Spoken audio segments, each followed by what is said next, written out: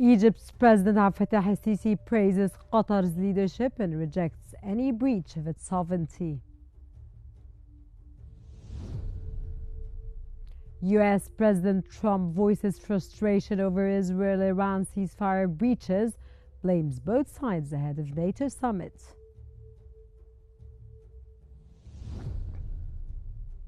And the Gulf Cooperation Council announces emergency meeting in Doha after Iranian attack on El Udeid airbase.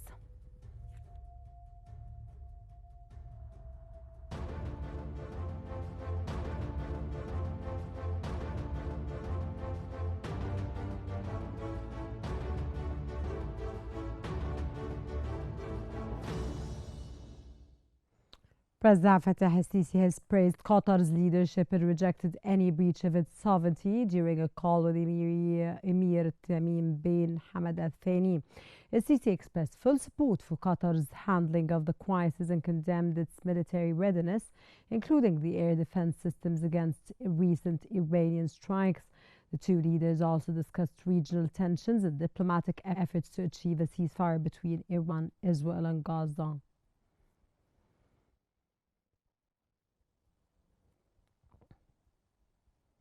U.S. President Donald Trump has voiced frustration over ongoing ceasefire breaches between Israel and Iran, blaming both sides for escalating tensions ahead of a NATO summit.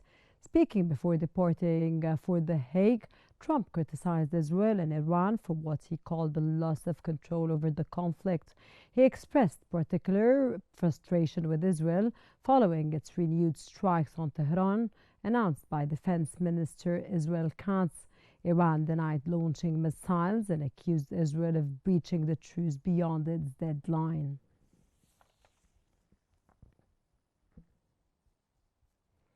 U.S. President Donald Trump says Iran warned the United States ahead of its missile strike on a base in Qatar, avoiding casualties and easing tensions. Trump confirmed that no American or Qatari personnel were harmed in the attack, which he described as a weak response to the destruction of Iran's nuclear sites. He thanked Tehran for the advance notice and urged a shift toward regional peace. Trump also praised Qatar's emir for his diplomatic role in de-escalation efforts. Future attacks will be far greater and a lot easier. For 40 years, Iran has been saying death to America, death to Israel. They have been killing our people, blowing off their arms, blowing off their legs with Egypt has welcomed United States President Donald Trump's announcement of a ceasefire between Iran and Israel, calling it a key step toward de-escalation. In a statement, the Egyptian Foreign Ministry described the ceasefire as a potential turning point to halt regional confrontations. Cairo urged both sides to commit fully and exercise restraint. The ministry reaffirmed Egypt's support for diplomatic solutions and stressed that resolving the Palestinian cause remains vital for regional stability.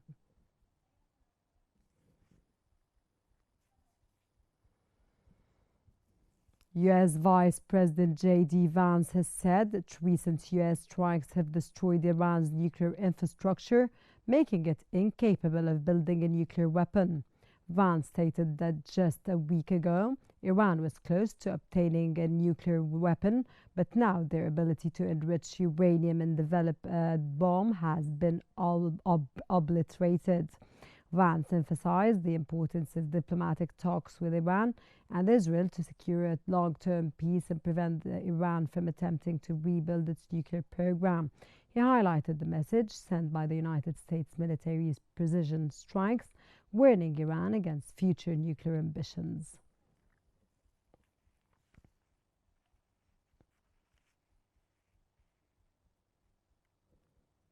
Iranian Army Commander-in-Chief Amir Hatami has warned that every U.S. attack against Iran has been met with a decisive response and that this time will be no different. Speaking after recent U.S. strikes on Iranian nuclear sites, Hatami said Iran is fighting for victory and considers martyrdom a blessing. Tensions remain high as Iran and Israel continue exchanging air and missile strikes following the weekend's attacks.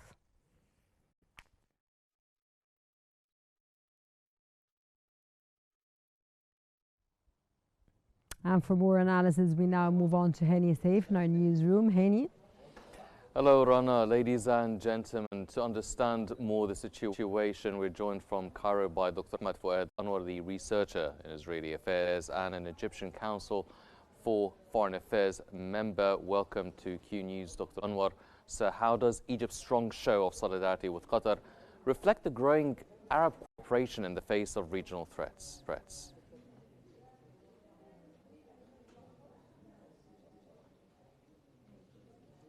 So how does the strong show of Egyptian solidarity with Qatar reflect the growing Arab cooperation in facing these regional threats?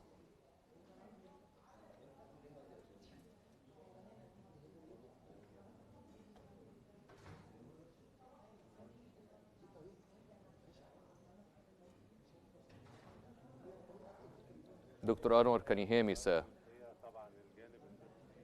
Egyptian side has a vision, prolonged vision, objective to support fragile stability in the region.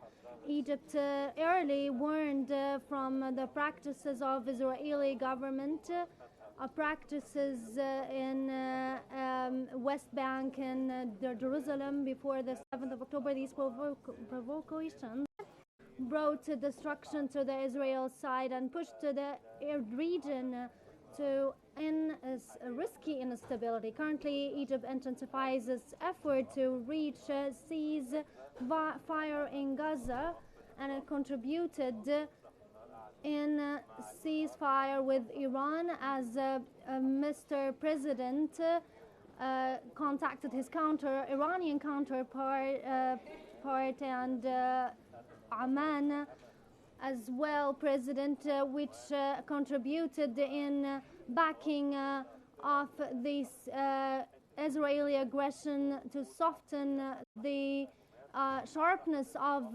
the attacks. Actually, to now it's the time to reach a good format to end the aggression on Gaza. Mm-hmm. Well, sir, are there any implications of President Trump confirming that Iran gave advance warning before its strike on Qatar?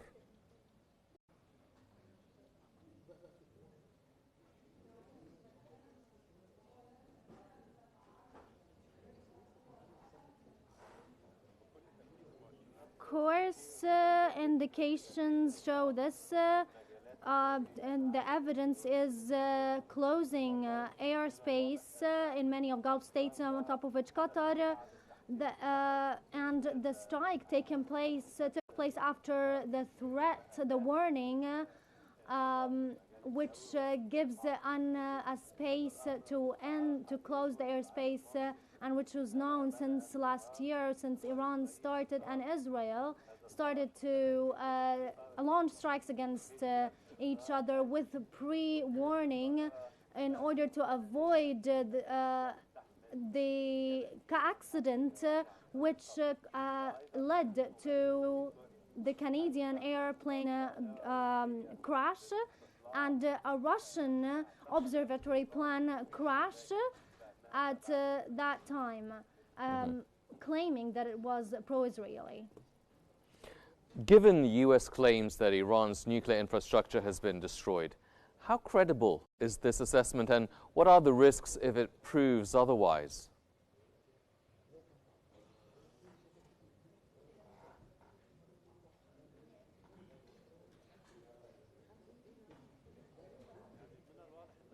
It's obvious that there is no evidence of Iran's aims to claim nuclear weapons, and there is no evidence by the U.S. There is no evidence as well to hinder the nuclear program, except for the assassination of scientists in power or nuclear program, and which was clear to be used by Iran is the ballistic missiles that was struck in the Med of Israel, that after the use of it in 2006, complaining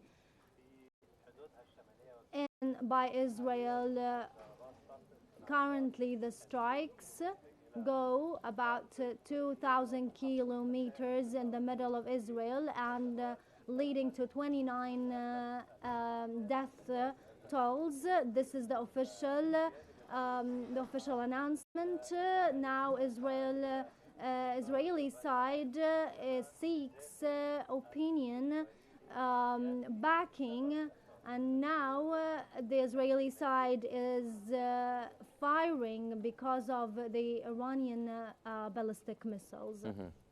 Dr. Anwar, now with both Egypt and Qatar backing de-escalation, what realistic diplomatic mechanisms exist now to enforce and monitor a ceasefire between Iran and Israel?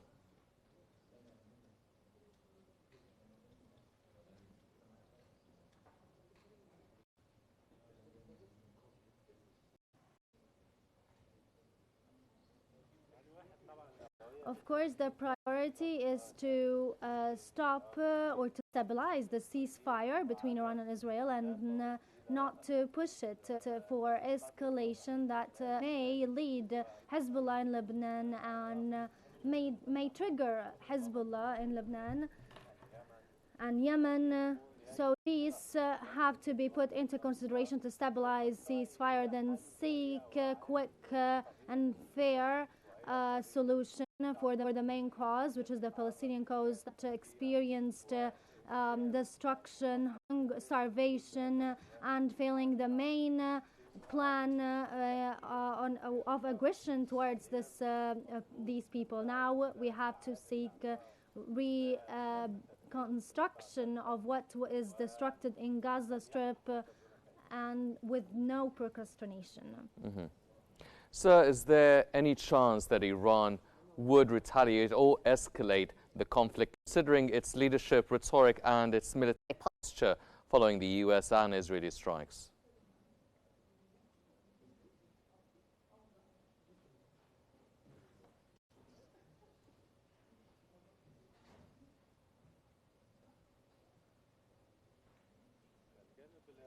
The Iranian side is used to prolonged wars, and I think they are defending their sovereignty against aggressive Israeli initiative.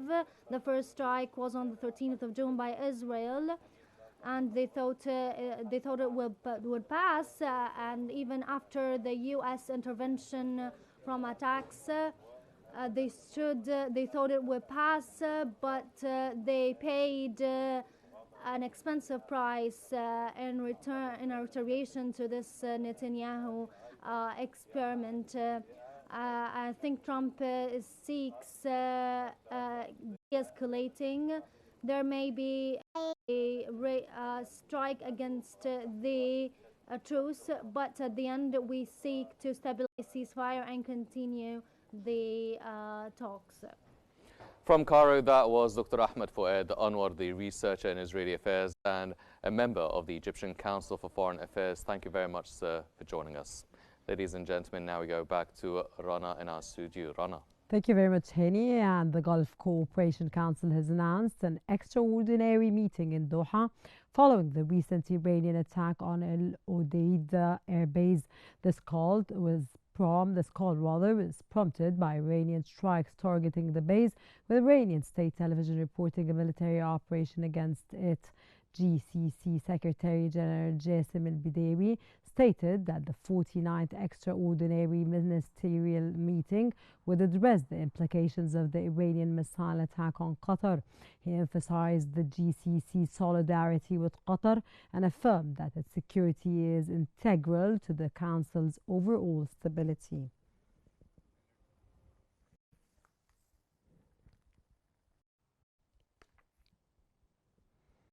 Qatar has summoned Iran's ambassador after the attack on Al Udeid air base, calling it a serious breach of sovereignty.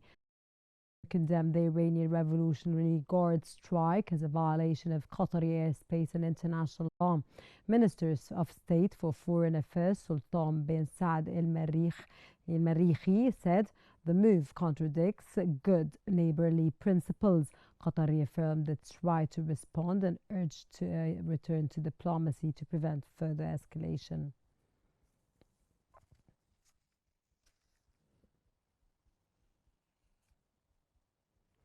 The Israeli government has announced the implementation of a ceasefire agreement with Iran, asserting that it had achieved its strategic goals of eliminating the Iranian nuclear and missile threat.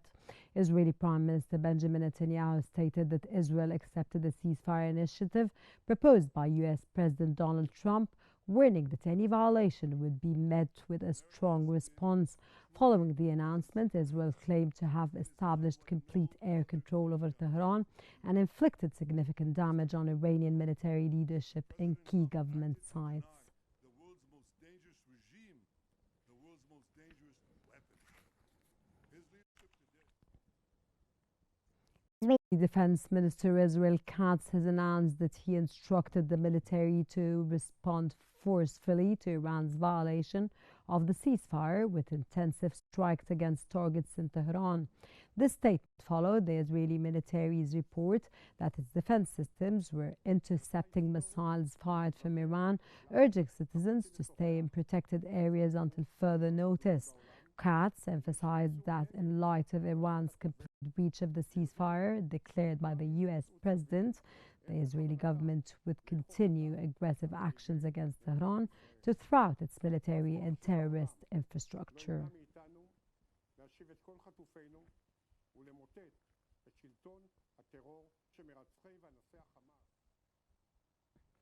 Israeli President Ishaq Herzog has visited Beersheba, where an Iranian missile strike killed 4 civilians and damaged homes and businesses.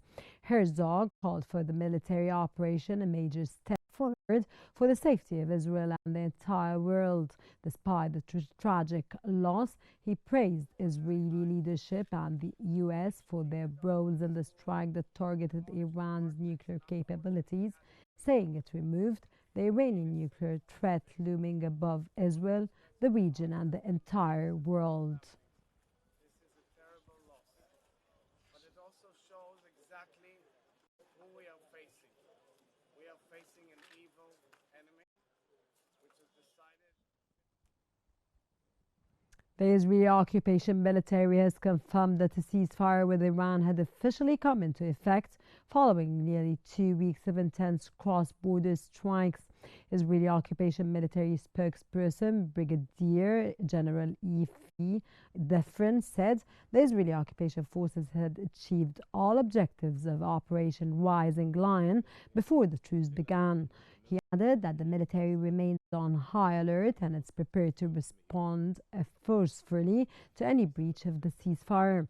Despite the agreement, Defrin noted that roughly 20 missiles were launched from Iran early this morning, just hours before the ceasefire was enacted. Most were intercepted, but one struck a residential building in Beersheba, killing at least 4 and injuring others. Search and rescue teams were still operating at the scene.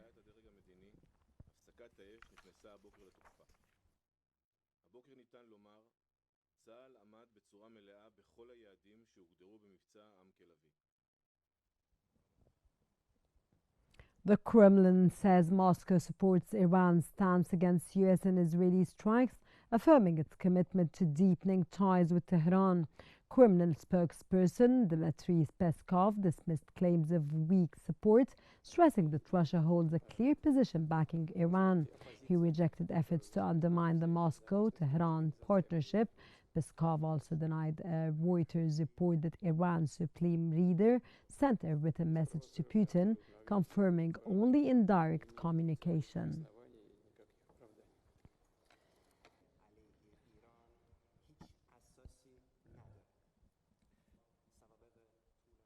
Russia says it supports that Iran-Israel ceasefire, but warns it's too early to judge its effectiveness amid conflicting field reports. Foreign Minister Sergei Lavrov said Moscow welcomed the truce, reportedly brokered by the United States and Qatar. But he also noted that renewed strikes had been reported despite the announcement. Lavrov urged caution, stressing that Russia stands firmly in favor of peace, but that current information remains unclear and evolving.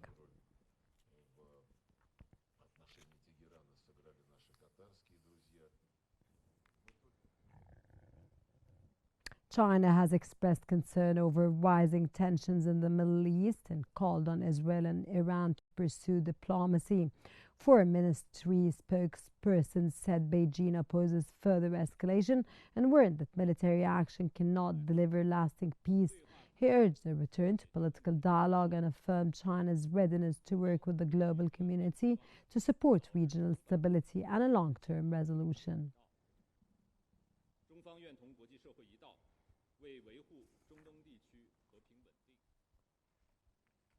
At the EU-Canada summit, leaders called for urgent diplomatic efforts and a ceasefire amid rising tensions in the Middle East. Canadian Prime Minister Mark Carney condemned Iran's nuclear ambitions and support for terrorism, while European Council President Antonio Costa stressed adherence to international law and nuclear non-proliferation. Costa also backed a two-state solution and called for an immediate ceasefire in Gaza. The remarks followed Iran's missile strike on a U.S. base in Qatar. These are violations of international law. These are the ones we looked at. Thank you. Iran has pursued nuclear weapons. Egypt has condemned Iran's attacks on Qatar, calling them violations of sovereignty and international law. In a statement, the Egyptian Foreign Ministry expressed full solidarity with Qatar, stressing that the strikes breached the UN Charter and threatened regional stability. Cairo urged all parties to de-escalate and commit to a ceasefire, emphasizing the importance of diplomacy in managing rising tensions.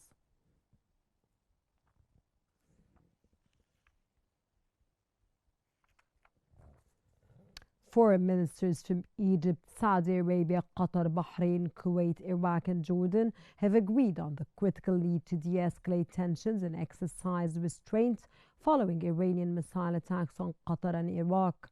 Egypt's Foreign Ministry Badr Abdel Ati conducted phone calls with his counterparts to discuss the situation, reaffirming Egypt's full support for Qatar and condemning any threats to its sovereignty and regional stability.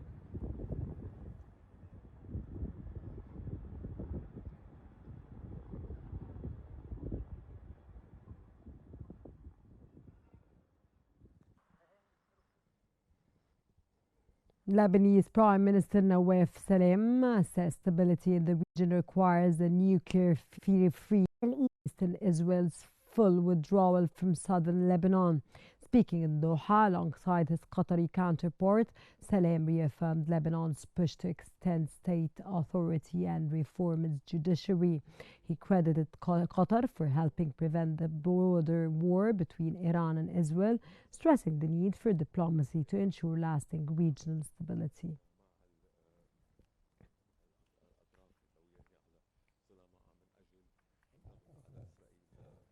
Qatar has pledged energy support for Lebanon and condemned the Israeli ceasefire violations, urging UN action to uphold Lebanese sovereignty. At a joint press conference with Lebanese Prime Minister Nawaf Salam, Qatari Prime Minister Mohammed bin Abdurrahman Al Thani reaffirmed Qatar's commitment to Lebanon's energy and infrastructure needs. He also condemned the Iranian strike on Qatar and called on the Security Council to respond to Israeli breaches of the truce.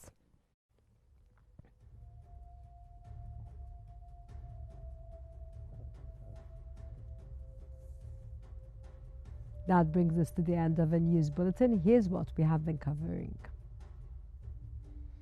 Egypt's President Abdel Fattah al-Sisi praises Qatar's leadership and rejects any breach of its sovereignty.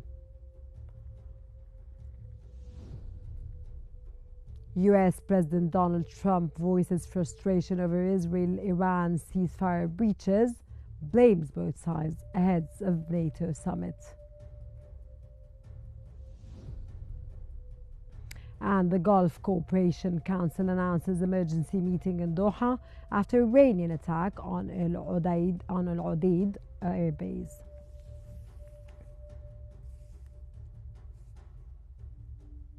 This concludes our news bulletin for this hour. Don't forget to follow Qnews on YouTube, Facebook, X, Instagram, and TikTok at QNewsEG to stay informed. Thank you very much for watching and stay tuned for more updates on Qnews.